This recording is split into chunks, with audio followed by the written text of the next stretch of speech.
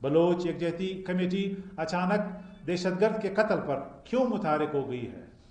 वो गरीब कारकुनों के हक में क्यों नहीं बोलते जिन्हें दहशतगर्द कालादम तंजीम ने बत्ताखोरी के लिए अगवा किया था? बलोच यकजहती कमेटी ने अपने आप को बेनकाब किया है। जब कम्युनिकेशन टावर्स को जलाया जाता है, जब तामीराती मकामात तबाह होते हैं, जब स्कूल के असातिज़ा को कत्ल किया जाता है, तो वो खामोश रहते हैं। उन्होंने मुल्क में पाकिस्तान दुश्मन क़ुव्वतों की साजिशों को हर महाज पर नाकाम बनाया। अफ़गानिस्तान की सरजमीन पाकिस्तान के ख़िलाफ़ दहशतगर्दी में इस्तेमाल हो रही है। रहमान रहीम, बहुत शुक्रिया आपका। Army chief general Asim Munir सरकारी दौरे पे अमेरिका रवाना हो गए हैं।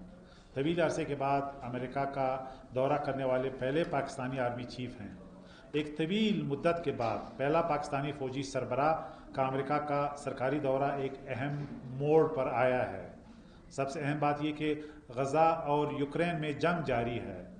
तालिबान के तहत अफ़गानिस्तान आलमी बरादरी के साथ अपने वादों को पूरा करने में नाकाम रहा है और पाकिस्तान में दहशतगर्दी का ज़रिया बन रहा है।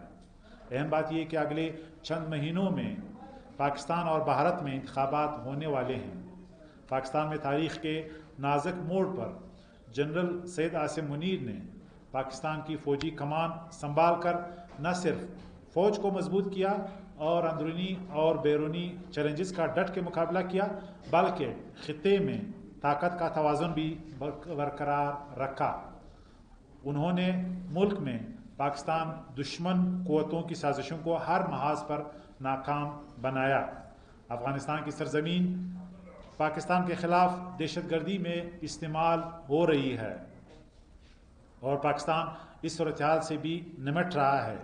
अंदरूनी मुल्क माशी हालात बेहतर करने में इनकी कायदाना सलाहियतों ने अहम किरदार अदा किया है।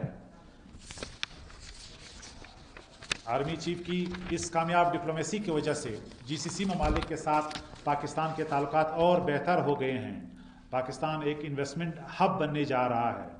इस वक्त पूरे जीसीसी ममालिक, जिनमें यूएई भी शामिल है, के साथ एमओयू साइन हो चुके हैं और पहली दफ़ा कुवैत के साथ माशी ताल्लुकात बहाल हो गए हैं। इस तनाजुर में आर्मी चीफ का अमेरिका का दौरा बहुत अहम है। इसी तरह यहाँ बलूचिस्तान में आपको मालूम है कि